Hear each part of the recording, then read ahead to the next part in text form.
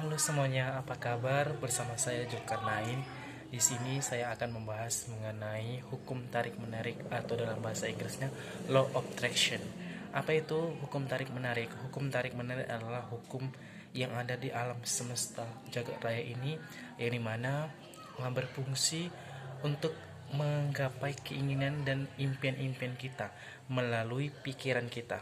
Jadi hukum tarik-menarik adalah segala sesuatu yang bersifat magnetis yang dapat ditarik menggunakan pikiran kita.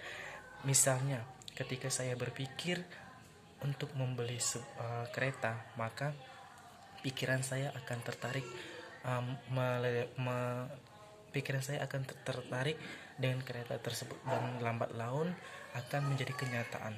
Nah, law of attraction ini tidak banyak yang tahu yang ada di Indonesia karena hukum ini adalah hukum alam semesta sama seperti gravitasi.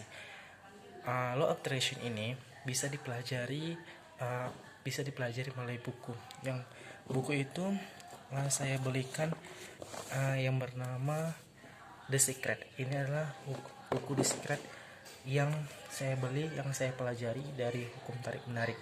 Di dalam buku ini banyak sekali keajaiban-keajaiban yang datang ketika kamu membaca buku ini. Misalnya, saya pernah mendapatkan keajaiban, saya menuliskan sesuatu yang saya inginkan dan tempo 2 minggu sesuatu itu akan datang dalam hidup saya. Itulah yang rahasia The Secret.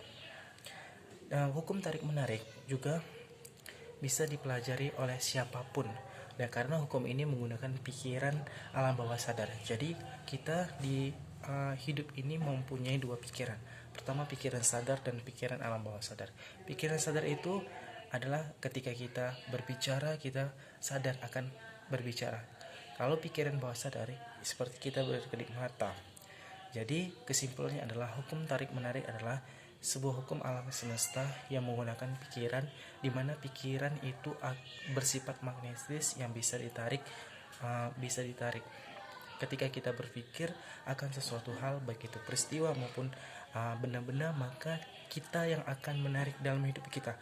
Bahkan semua permasalahan yang dalam hidup kita ini ditarik menggunakan pikiran kita sendiri. Makanya kata orang zaman dulu, berhati-hatilah menggunakan pikiran, atau berhati-hatilah dengan pikiran atau doa kita.